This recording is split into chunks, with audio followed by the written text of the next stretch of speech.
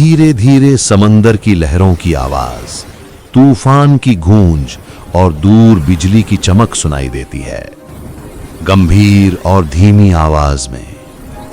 कभी कभी जिंदगी हमें ऐसे किनारे पर छोड़ देती है जहां बस दो रास्ते होते हैं, या तो हार मान लो या अपने किस्मत से लड़ो।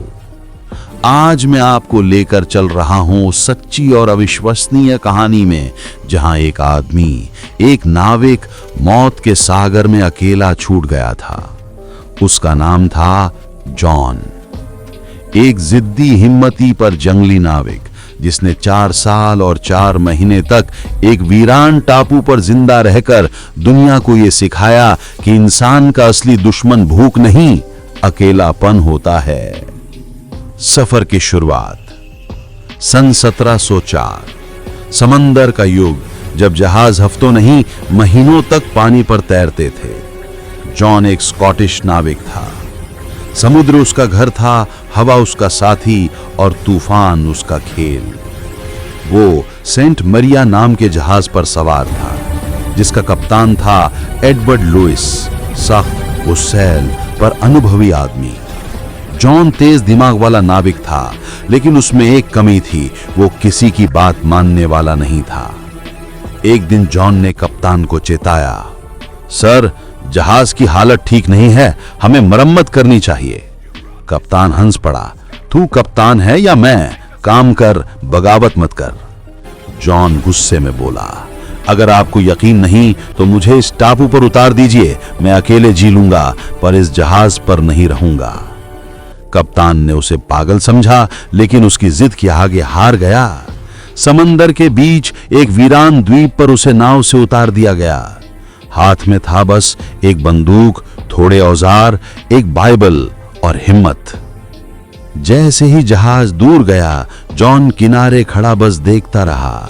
लहरों के पार वो जहाज गायब हो गया और उसके साथ चला गया उसके जिंदगी का हर सहारा। पहला डर। रात हुई, समंदर गरज रहा था, झाड़ियों से अजीब आवाजें आ रही थीं। जॉन ने आग जलाने की कोशिश की, लेकिन हवा इतनी तेज थी कि लौ बार बार बुझ जाती। उसने अपने हथियार को सीने से लगाया और बस आसमान को देखता रहा। हर आवाज उसे डराती थी, कभी पत्तों की सरसराहट, कभी किसी जानवर की गुर्राहट। उसने पहली बार समझा कि अकेलापन किसी जानवर से भी ज्यादा भयानक होता है। पहले कुछ दिनों तक वो समंदर किनारे बैठा जहाजों की राह देखता रहा। हर गुजरते जहाज को देखकर हाथ हिलाता, चिल्लाता, पर कोई नहीं आया। दिन हफ्तों में बदल गए। भूख ने उसे मजबूर किया कि वो टापू के अंदर जाए। पहले कुछ दिनों तक उसने जंगली फल खाए। कुछ खट्टे थे, कुछ जहरीले। एक बार गलत फल खा लिया, तेज दर्द हुआ, बुखार चढ़ गया। जॉन को लगा कि अब मौत पास है, लेकिन पानी के एक झरने से बच गया। धीरे धीरे उसने टापू को समझना शुरू किया।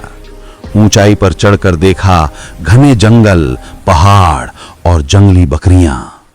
शुरुआत में बंदूक से शिकार किया, लेकिन गन पाउडर कम था।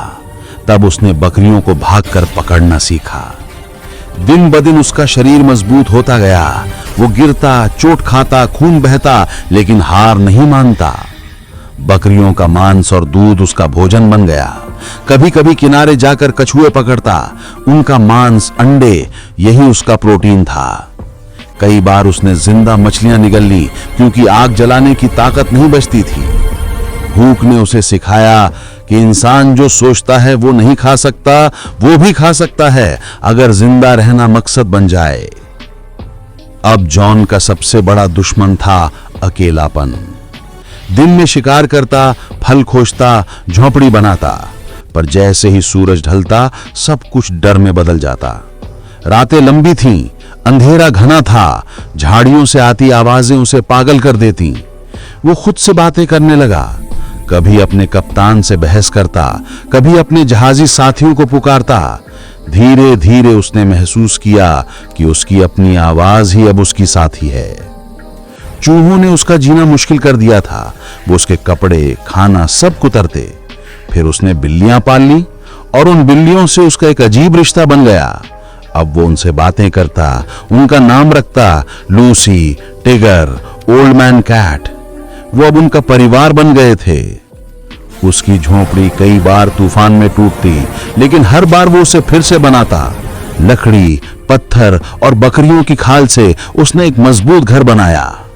धीरे धीरे उसने सीखा कि जिंदगी में किसी चीज की गारंटी नहीं होती, बस हिम्मत की होती है। 4 महीने बीते, फिर साल बीते। अब जॉन पहले वाला आदमी नहीं रहा था। उसका चेहरा धूप से झुलस चुका था, बाल जंगली हो गए थे, लेकिन उसकी आंखों में एक चमक थी, जिंदा रहने की आग थी। वो अब नंगे पांव पहाड़ों पर दौड़ सकता था, बकरियां पकड़ सकता था, भाले से मछली मार सकता था। उसने बाइबल के पन्ने पढ़कर अपनी हिम्मत बचाए रखी थी। वो शब्द उसके लिए दोस्त बन गए थे।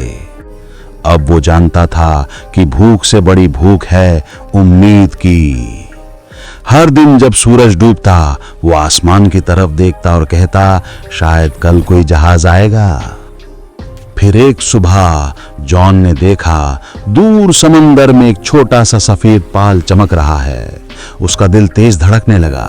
वो दौड़ा अपनी झोपड़ी की तरफ। वो वही था जहां पर उसने महीनों पहले सूखी लकड़ियां, पत्ते और तेल जमा किया था, जिसे वो मसाला कहता था। उसने चकमक पत्थर से आग लगाई। धीरे धीरे धुआं उठने लगा।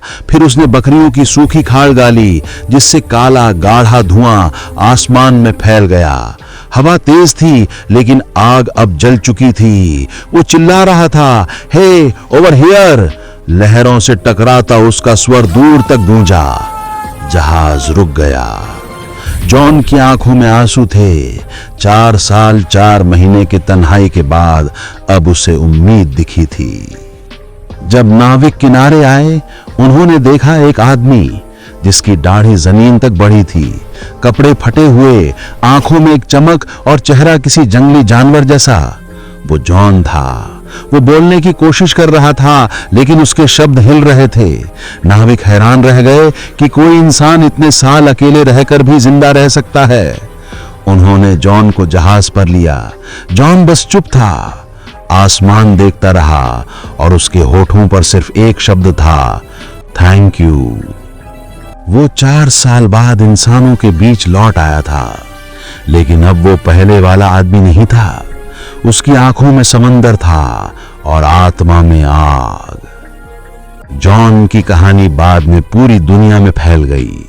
उसकी हिम्मत, उसकी जिद और उसकी जंग हर इंसान के लिए एक सबक बन गई। इंसान की असली ताकत उसके हथियारों में नहीं, उसके हौसले में होती है। जॉन ने हमें सिखाया कि जब सब कुछ खत्म हो जाए, तब भी उम्मीद की एक चिंगारी जिंदगी को रोशन कर सकती है। अगर आपको जॉन की ये जंग पसंद आई, तो इस कहानी को लाइक, शेयर और सब्सक्राइब जरूर करें, क्योंकि ऐसी ही कहानियां मैं तन्मय आपके लिए लाता रहूंगा, सिर्फ कल्पना स्टोरी बुक पर। अगली कहानी तक अपनी सोच को उड़ान दो और अपनी उम्मीद को जिंदा रखो।